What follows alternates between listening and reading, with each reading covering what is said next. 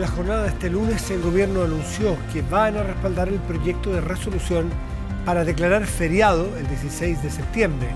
La ministra Camila Vallejo dijo que evaluaron esta iniciativa tanto desde el punto de vista laboral como económico. La ministra vocera de gobierno anunció este lunes, recién pasado, que van a respaldarlo entonces el proyecto que aprobó la Cámara de Diputados para declarar feriado el 16 ya mencionado. Esta iniciativa de resolución significa que se solicita al gobierno patrocinar o apoyar algún tipo de aspecto. Eso técnicamente, eso significa. Bueno, este proyecto busca que el Ejecutivo impulse una moción presidencial para declarar el feriado ya descrito en estas fiestas patrias. Cabe consignar que no se trata de un proyecto de ley, sino de un trámite diferente debido a que ni la Cámara ni el Senado tienen facultades para legislar al respecto. Cuando el día termina, comienza medianoche.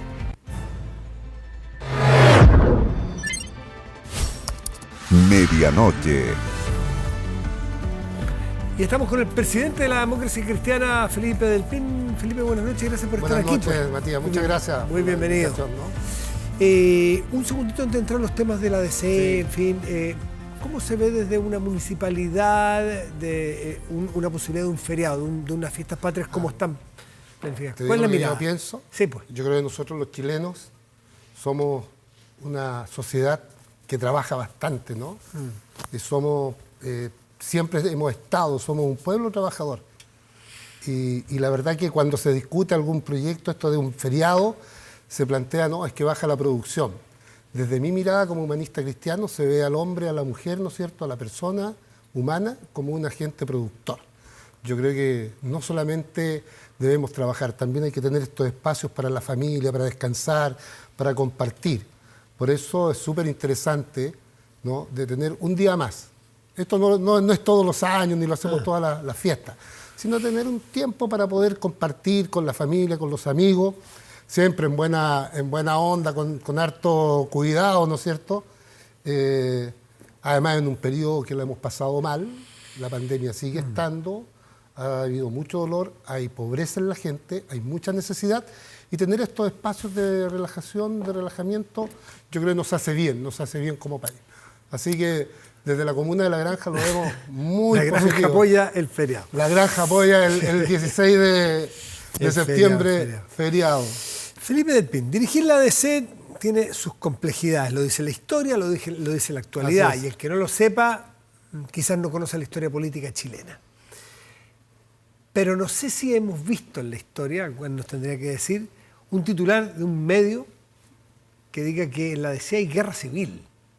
Bueno, eso es un titular. Bueno, por eso, lo pongo en su dimensión, periodístico. Guerra civil DC. Así es. La trama político-familiar en el caso que dejó a Frey, Rincón, Chaín y Walker al borde de su expulsión. ¿Hay guerra civil en la ADC? No, yo creo que ese es un titular, ¿no es cierto?, de un diario, un medio. La Tercera lo pone su titular. Ustedes como periodistas saben bastante bien, ¿no es cierto?, que la noticia se va a leer dependiendo del titular. Y eso obviamente llama la atención y se lee, pero no hay una guerra civil. ¿Qué es lo que hay? Usted titule, a ver, haga de periodista. Yo diría, ¿no es cierto?, diferencia en la democracia cristiana respecto del plebiscito de salida del 4 de septiembre. Hay un acuerdo de la Junta Nacional. Déjeme que usted critique a los periodistas. No, yo no los critico. No, una broma. Usted ilustra con el trabajo periodístico, déjeme a mí ilustrar el trabajo de los políticos. Es decir, los políticos cuando tienen el problema dentro de su casa también le bajan el perfil. Nosotros se lo subimos para vender diarios, ustedes se lo bajan porque tienen el problema adentro. A lo mejor está entre medio, no es ni guerra civil, ni solo diferencias entre la prueba y el rechazo. No, la verdad que hay diferencias, ¿no es cierto? Hay miradas distintas de lo que debe ser la democracia cristiana y eso es real y es algo que no está solamente desde ahora, pero tampoco... Ni solo en la ADC. No, obviamente en todos los partidos. Pero no en todos los partidos pasa lo que está pasando aquí, que hay 4 dirigentes, uno de ellos expresidente de la República, dos senadores, un senador y un senador, y el único convencional que tenía la ADC. Así es. Pasados al Tribunal Supremo del partido por decir que votan rechazo. Mira, la verdad que, a ver, no solamente por decir que votan rechazo, porque eso obviamente hay muchos camaradas que han dicho, ¿no es cierto?, yo voy a votar por el rechazo, y eso lo han dicho. ¿no? Nosotros lo que pedimos, ¿no es cierto?, es que esa libertad de conciencia y acuerdo de la Junta se manifestaba al momento de sufragar. Yo no te puedo poner una mordaza para que no opines respecto de cuál es tu mirada. Yo no lo aceptaría que a mí me lo hicieran. ¿Qué amerita que estas 4 personas estén ¿no es en cierto? esta condición? Derechamente se ha hecho, algunas personas, no todos, han hecho publicidad por el rechazo y no se ha respetado el acuerdo de la Junta. Y eso es real y lo hemos visto, ¿no? Lo hemos visto. Y a ellos lo hemos llamado que sean respetuosos, ¿no?, y disciplinados con los acuerdos que tiene la Junta. En todo caso, dentro de nuestra directiva, y lo conversábamos hoy día con algunos miembros de la mesa, no estamos por expulsar a nadie, no estamos como mesa nacional, por decir que se inició un proceso. No fue la mesa. Pero eso no fue la tribunal, mesa. el tribunal.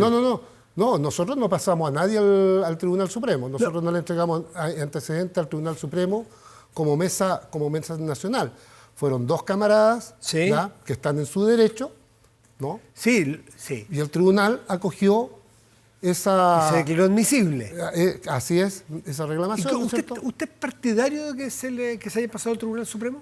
Yo creo que nosotros deberíamos esperar que termine el plebiscito. Hoy día estamos abocados por la campaña del apruebo.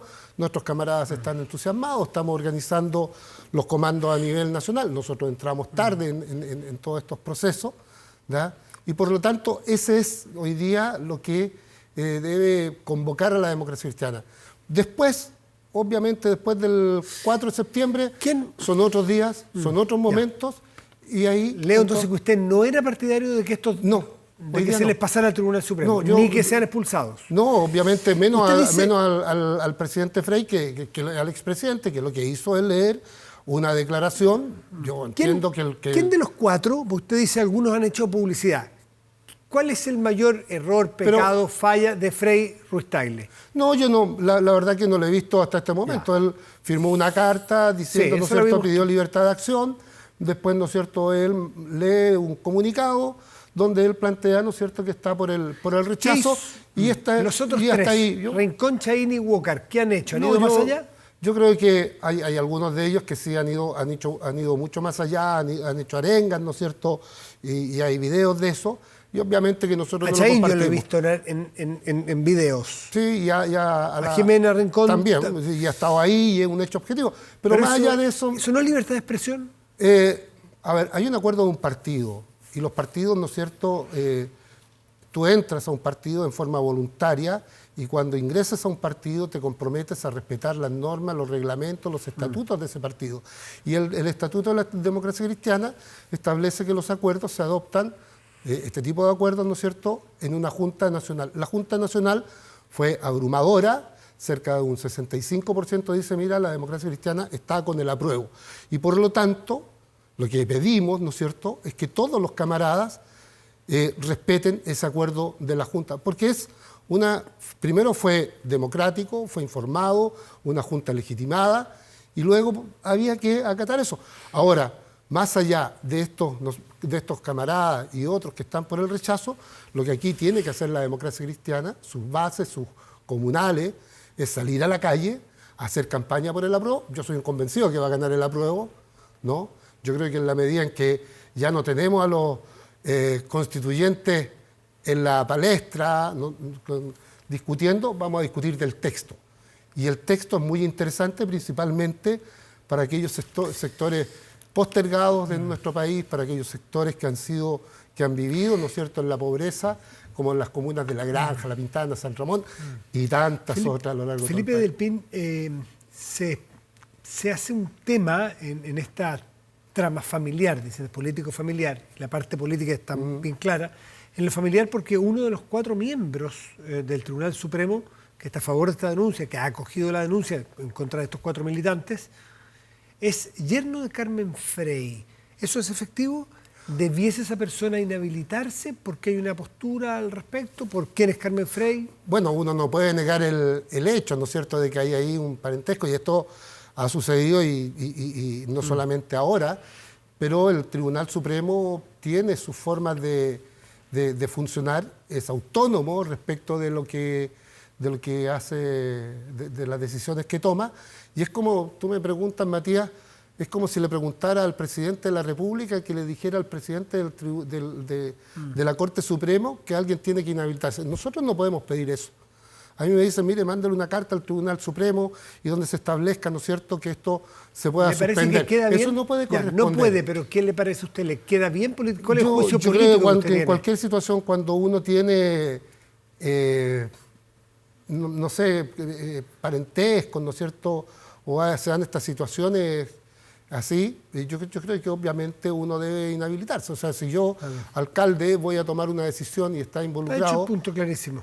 Yo debo, derechamente, debo decir, mira, yo esto no lo puedo hacer. Antes de despedirnos, Felipe del Pin, presidente de la Democracia Cristiana, ¿usted ve algún riesgo de fractura, no guerra civil? Eso ya lo dejamos... No hay guerra civil. No, claro. ¿Hay un riesgo de fractura de que la ADC, a partir del 5 de septiembre, no sea la misma que es hoy día y que hay un grupo importante de militantes que se vaya y que la ADC se quiebre?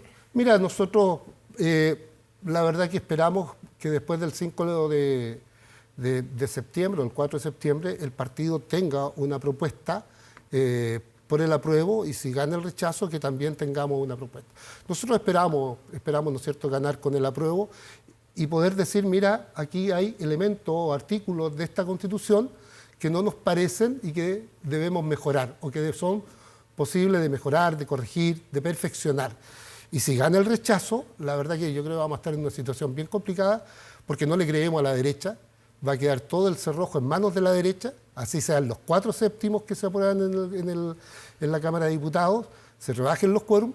La derecha nunca ha tenido voluntad, y eso lo tenemos que tener todos absolutamente claro, de que la derecha no tiene voluntad de poder tener algo mejor, ¿no?, que la Constitución del 80, porque para ellos esa ha sido, ¿no es cierto?, su ley, esa ha sido su norma con la cual han podido gobernar y han sido fuerza política. Sin esa Constitución, ellos no habrían hecho todo lo que han podido realizar en todos estos años, desde el año 80 hacia adelante.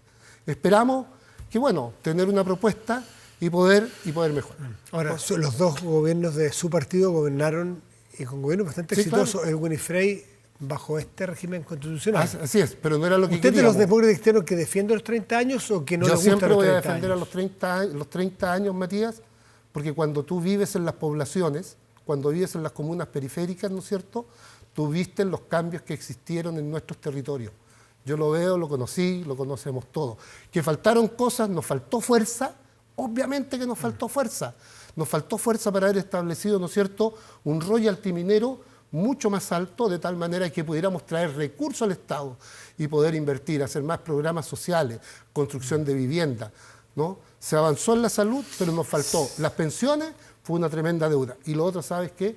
Haber hecho más diálogos políticos, social, económicos, de tal manera de que muchos entendieran que para poder avanzar como país, como sociedad, los trabajadores debían tener un sueldo digno.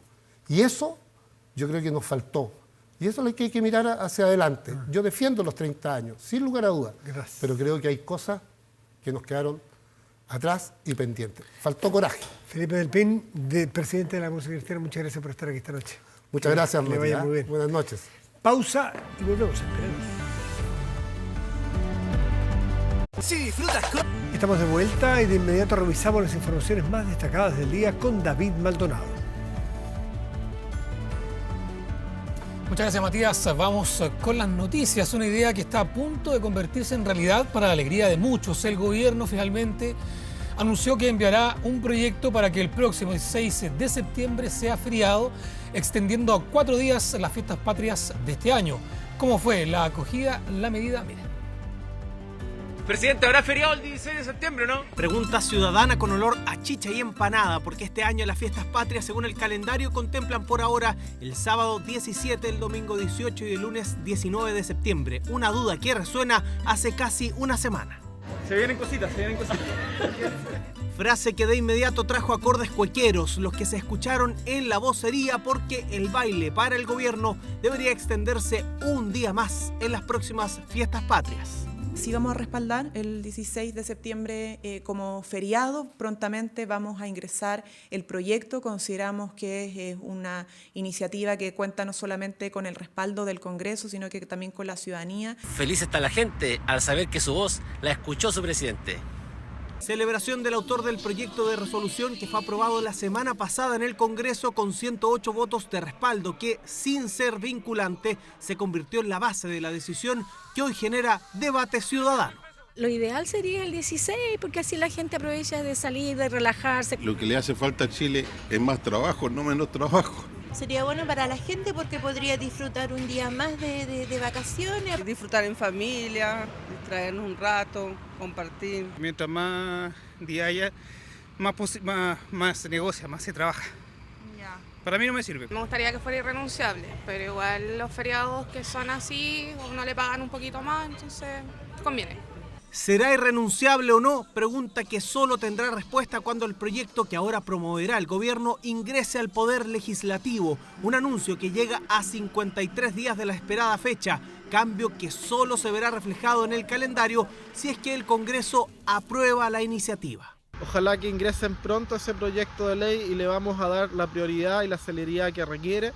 Declarar feriado el 16 de septiembre es un daño para el país que necesita reconstruirse, necesita volver a crecer. Claramente esto afecta a la pequeña empresa, al comercio y a otras actividades. Al mundo del turismo hay que darle certezas para que el 16 de septiembre sea feriado y ellos se puedan preparar debidamente. Debiéramos tener algunos incentivos extra. Celebración donde la cazuela y la chilena no pueden faltar. Así lo dice un referente que por más de 30 años estuvo en el Parque O'Higgins y que este año dice no tendrá ramada debido a la incertidumbre. Eso sí, le entrega consejos a fonderos y clientes. Uno cuando hace una fonda se organiza con mayor anticipación, hay que ver la parte logística, hay que ver la infraestructura, la parte personal. Si hay 2 días que uno lo está pasando bien, también 2 días para reponerse y disfrutarlo en familia, que es bastante bueno. Día extra que muchos van a aprovechar con empanadas y uno que otro brebaje que sirva para celebrar o pasar alguna pena, porque sí, expertos advierten que el feriado tendrá un costo económico importante, mientras otros proyectan un problema en la fecha escogida. Va a tener un costo para Chile del orden de entre 120 y 140 millones de dólares. Desde ese punto de vista, es muy probable que en septiembre próximo ya nuestro IMASEC o índice de actividad económica ya va a estar en zona negativa. No considera el hecho de que el 17 es un día hábil. Tal vez habría sido mucho mejor que el feriado fuera el día 20. Es una buena noticia para el turismo, especialmente el turismo interno, especialmente en los destinos, en las economías locales. Un día más para celebrar después de 2 complejos años encerrados por la pandemia. Y no se las vaya a dar de encachado, dicen los expertos, porque la platita no sobra, menos en el actual contexto económico. Lo ideal, recomiendan, es mantener el mismo presupuesto y hacerlo rendir una jornada más. Con amigos, la familia o zapateando en solitario, lo importante es que es casi un hecho que en septiembre un feriado se suma al calendario.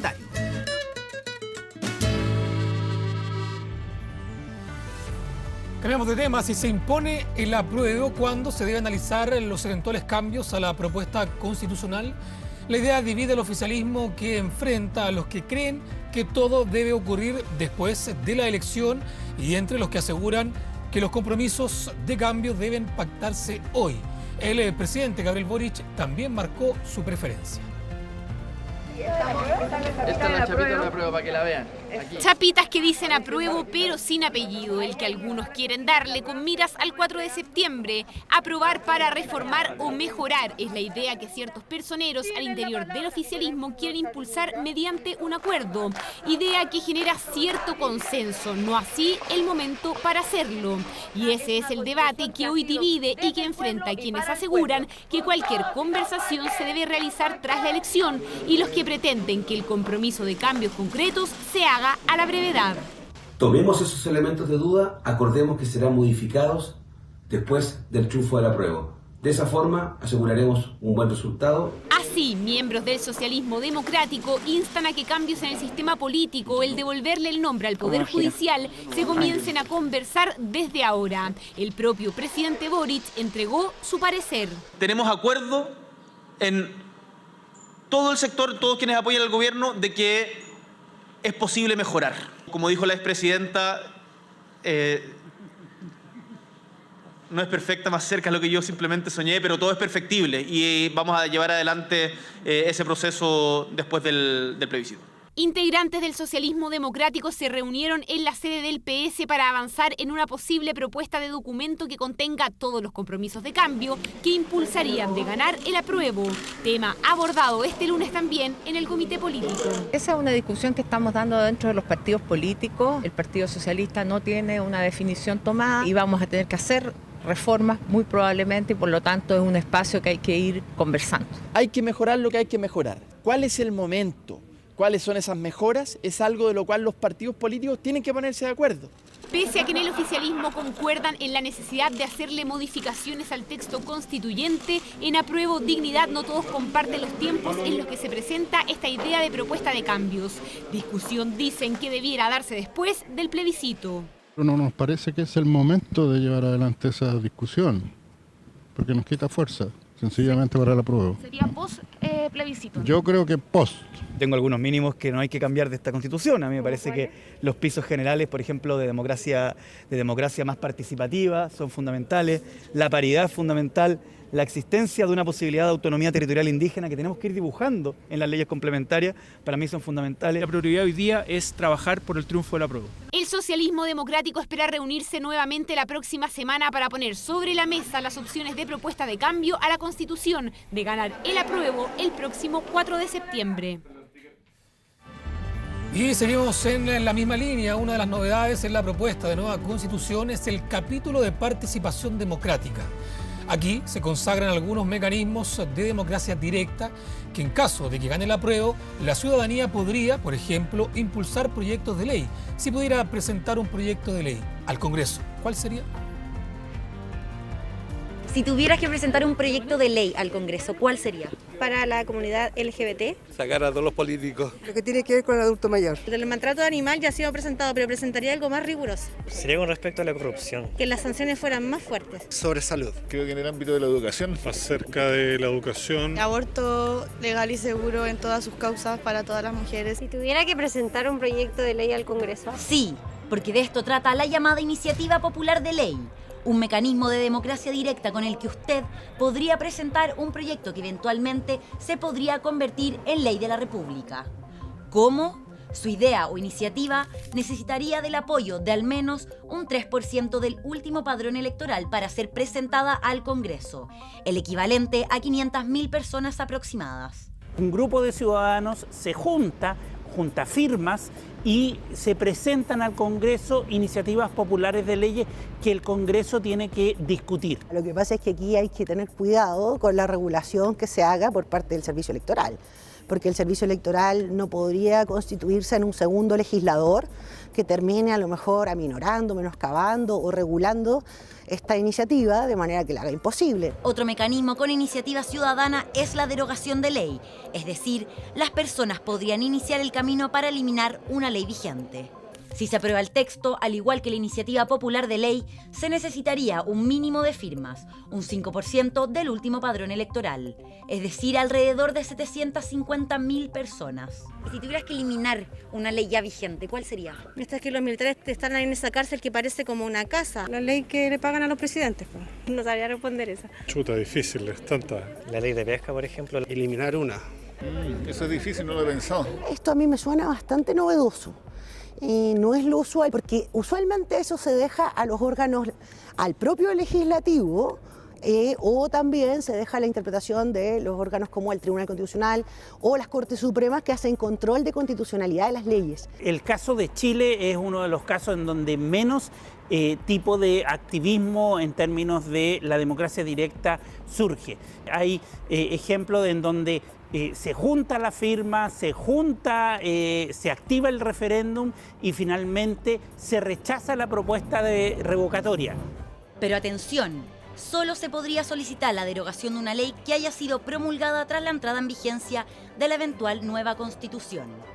¿Cómo participará el futuro Poder Legislativo? ¿Qué rol cumplirá si una iniciativa o probable derogación reúne los apoyos necesarios? Lo que conocemos como CERVEL, según el texto, sería el encargado de dictar la forma de implementación. Esto en un plazo máximo de 3 meses si se aprueba la propuesta constitucional. Cambiamos de tema. Estragos han causado las heladas en la producción de frutas en la región de Valparaíso. Un 40% de los cultivos de cítricos se han visto afectados por las bajas temperaturas. Por fuera no se ve daño de helada, pero por dentro sí le afectó. Es solo una de tantas, mandarina que nos muestra el verdadero daño tras el paso de las heladas, condición climática que hace 14 años no se presentaba en la zona, temperaturas bajo cero que han afectado a la producción de cítricos. Los agricultores del interior de la región de Valparaíso están en alerta. El 60% de la fruta se cayó y lo que queda en el árbol, el otro 60% está dañado, seco. Cientos de naranjas y mandarinas hoy simplemente en el piso. Pérdidas millonarias aseguran estos pequeños agricultores. Este predio tiene cultivado 42 hectáreas. El daño a la producción fue de un 60%. 3 días de intenso frío causaron estragos.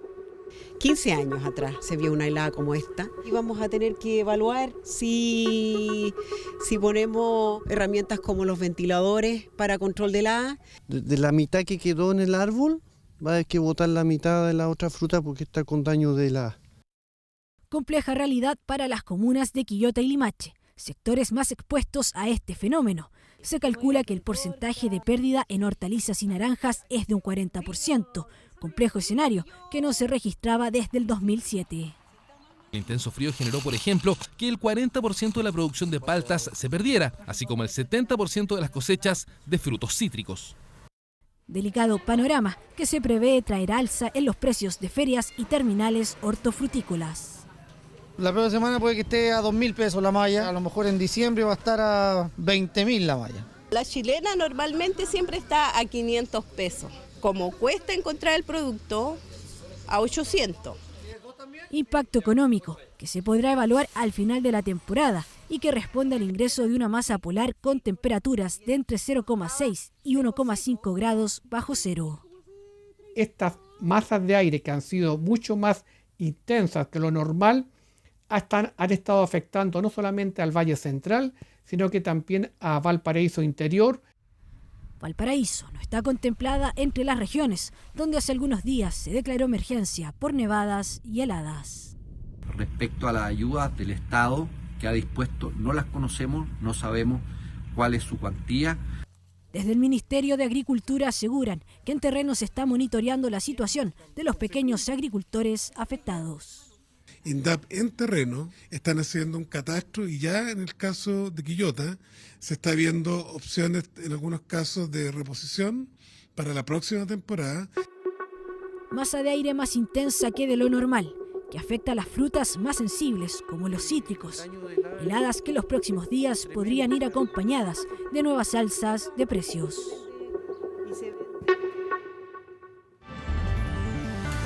Y la productora AES Andes anunció el cese del funcionamiento de una unidad de carbón en la central Ventanas en Quintero y Puchuncaví. Esta y otras noticias las revisamos en la siguiente síntesis preparada por Constanza Azul. Este lunes la empresa eléctrica AES Andes fue autorizada para desconectar del sistema la unidad 1 de la central de carbón Ventanas. El permiso entregado por la Comisión Nacional de Energía podrá ser aplicado de forma anticipada luego que el mes pasado la compañía solicitara eximirse de un plazo de 2 años para informar el retiro de la operación de la unidad a carbón, la cual se encuentra en estado de reserva energética desde diciembre del 2020. Ante esta decisión, el Ministerio de Energía indicó que se encuentran trabajando para adelantar la meta de descarbonización prevista para el año 2030. Un estudio realizado por el organismo de déficit cero reflejó que el plan de emergencia habitacional anunciado por el gobierno a inicio del mes de julio priorizará la zona norte del país. Los resultados indicaron que para la región de Antofagasta las construcciones aumentarán un 330%, mientras que para Arica y Tarapacá se triplicarán las obras. Por otra parte, para las ciudades de la zona sur, la fabricación de viviendas disminuirán entre un 20 y 30% desde la región de O'Higgins hacia adelante, a excepción de Los Ríos y Magallanes. Este lunes el Ministerio del Interior, junto con Aduanas y la Dirección General de Movilización, firmaron un convenio para mejorar la fiscalización en el ingreso de armas ilegales al país. Los controles comenzarán en el aeropuerto de Santiago para luego extenderse a otros puntos del territorio nacional con el objetivo de enfrentar a las bandas de crimen organizado. El subsecretario del Interior, Manuel Monsalve, indicó que desde el 2017 hasta abril de este año se incautaron más de 1.000 armas de fuego y más de 73.000 municiones. De acuerdo a lo señalado por el Ministerio, el Plan Nacional de Fiscalización será presentado antes de que finalice el mes de julio.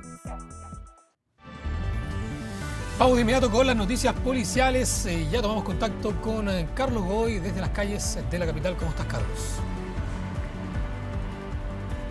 Muy buenas noches, David. Y claro, tomamos contacto desde el centro de Santiago, Alameda con San Martín. Pasamos a revisar la imagen en directo de estos momentos, el trabajo de personal de Carabineros, quienes están realizando las primeras diligencias en torno a lo que sería un homicidio ocurrido cerca de las 12 de la noche aquí en esta intersección del centro de Santiago, situación que fue captada por un taxista que circulaba por este sector, quien vio a una persona que se encontraba malherida. Pues bien, le prestó primeros auxilios. En primera instancia solicitó apoyo a personal policial, una situación que está tratando de ser esclarecida en estos momentos. En primera instancia se habla de un robo, el cual habría sufrido esta persona de aproximadamente 50 años, en la cual presenta una herida en su cuello, en la cual le causó la muerte. Pues bien, este taxista se puso en contacto con personal de Carabineros. Según el relato de esta persona, ellos no le prestaron atención en primera instancia. Sin embargo, posteriormente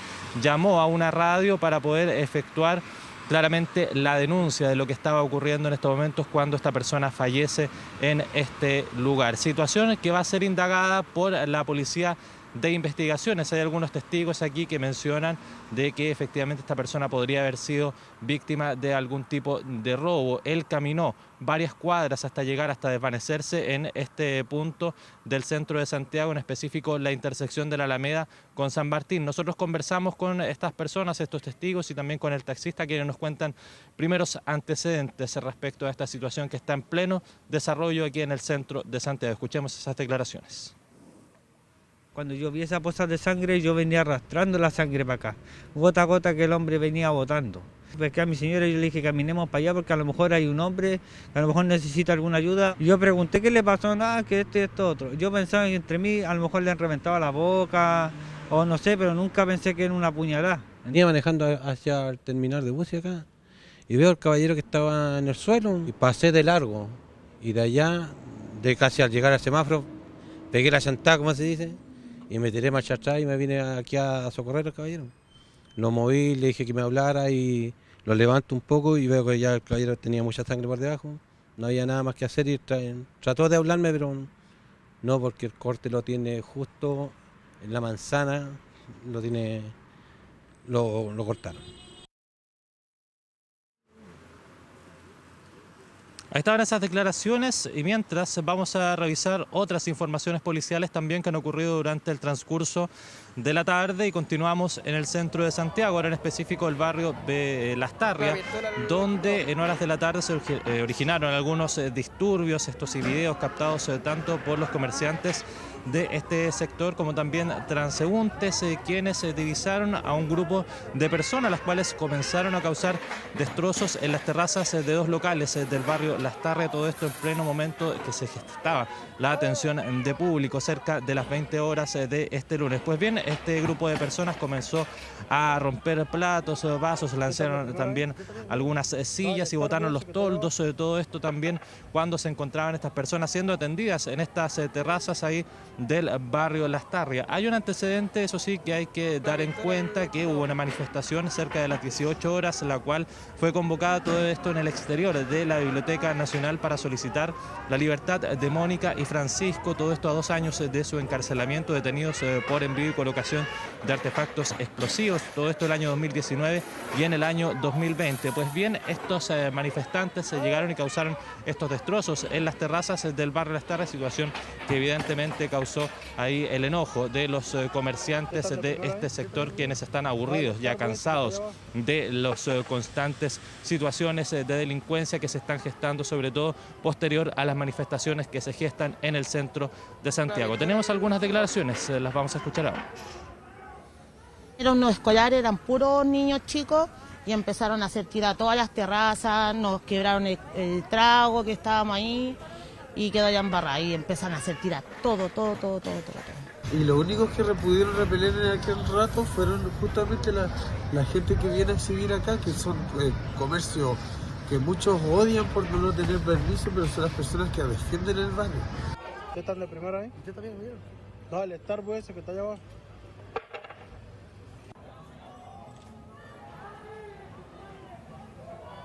Ahí escuchábamos las declaraciones por parte de estos comerciantes, también algunos testigos de estas manifestaciones que dejaron varios destrozos en el sector del barrio Las Tarrias. No hay detenidos de momento, continúan las indagatorias por parte de Carabineros. Volvemos a lo que le estábamos contando en un principio, este homicidio ocurrido en plena vía pública cerca de la medianoche aquí en el sector de Alameda con San Martín, situación que va a ser indagada por la Policía de Investigaciones, en específico la Brigada de Homicidios, quienes ya se encuentran trasladándose hasta este punto para poder realizar las diversas indagatorias. La revisión de las cámaras de seguridad de los diversos comercios de este lugar va a ser fundamental para poder esclarecer lo que en primera instancia se trataría de un robo con posterior homicidio de esta persona de aproximadamente 50 años que se encontraba transitando por este lugar y que claramente fue divisada por este taxista y también algunos transeúntes de este lugar quienes les intentaron prestar en primeros auxilios. Sin embargo, esto no fructificó y efectivamente esta persona falleció aquí en este lugar. David.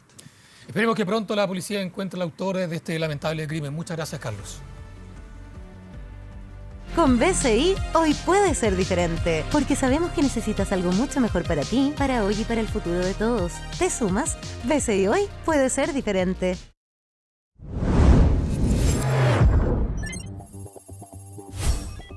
Internacional. Bueno, nosotros regresamos con noticias del mundo. El Papa está haciendo una visita histórica para ofrecer una disculpa formal a los pueblos originarios canadienses por las escuelas residenciales dirigidas por la Iglesia. El Papa Francisco calificó la visita como una peregrinación de penitencia en la que espera puedan sanar los males causados a los indígenas en Canadá. Las escuelas residenciales eran parte de una política destinada a asimilar a los niños indígenas y destruir sus culturas y lenguas. Unos 150.000 niños fueron separados de sus familias y colocados en las escuelas en donde sufrieron de abusos sexuales, maltrato físico y racismo. La Iglesia Católica operaba el 70% de estos establecimientos y el último cerró en el año 1996. En 2021 se encontraron tumbas sin marcar en los terrenos de antiguas escuelas y ya hay evidencia de más de 1.000 tumbas. Durante la ceremonia en la ciudad que albergó una de las escuelas más grandes del país, el Papa pidió perdón. Escuchemos parte de las declaraciones. El primer paso de esta peregrinación penitencial es el de renovar mi pedido de perdón y decirles de todo corazón que estoy profundamente dolido. Pido perdón por la manera en la que lamentablemente muchos cristianos adoptaron la mentalidad colonialista de las potencias que oprimieron a los pueblos indígenas.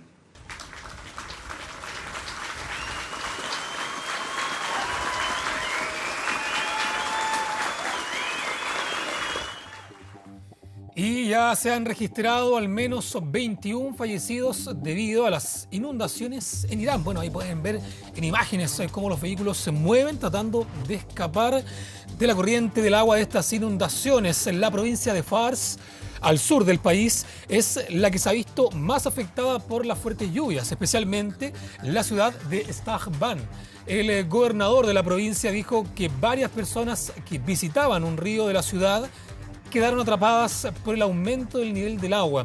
Según el jefe del Departamento de Gestión de Crisis de Fars, al menos 55 personas han tenido que ser rescatadas. Las inundaciones en el país se han visto agravadas por la sequía, que no permiten que el agua de la lluvia penetre en la tierra quemada por el sol, ya que el suelo es un poco más duro, un fenómeno que se explica por el cambio climático.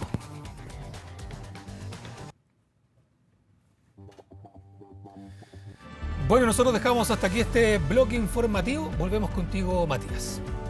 Muchas gracias, David. Y vamos ahora a la pantalla grande de nuestro estudio y revisamos contenidos y noticias de nuestro portal 24horas.cl, que en este momento destaca la siguiente información.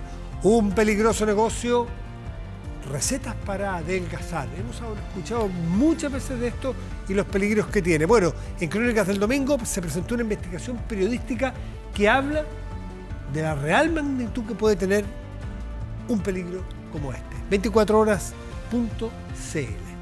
Revisamos el tiempo para hoy martes en Santiago. Martes 26 de julio de 2022. Santiago tendrá cielo parcial de una máxima probable de 15 grados, en tanto Antofagasta, en la región de Antofagasta, cielo parcial también, pero un grado más. Máxima probable 16 grados. Con esta información nos despedimos. Agradecemos su atención, nos dejamos invitados a que sigan atentos a las pantallas de TVN y todas sus plataformas. Muy buenas noches y gracias por venir.